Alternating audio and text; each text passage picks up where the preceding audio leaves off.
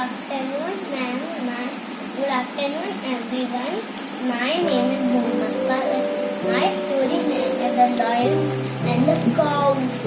Once upon a time, there lived 4 cows in the forest.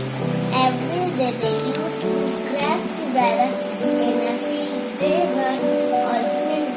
One day the lion saw the cow grazing together. He wanted to kill, so he went to catch them. When the cows saw the lion, all of them fought with him. The lion made to run away.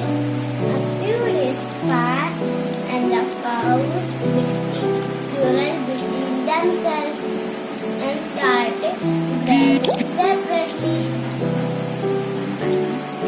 One by one, lion killed all of them. The moral of the story is unity is strength. Thank you. Bye bye.